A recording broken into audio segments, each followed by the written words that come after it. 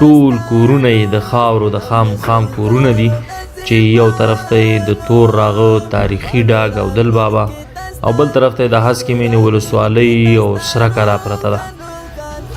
انشاءالله تعالی موږ به کوشش کوو چې نه یوازې هسکه مینې ولسوالي بلکې د افغانستان ګوټ ته ورسیږو او ښایسته او ښکلې سیمې د کیمرې په سترګه باندې درښکاره کړو.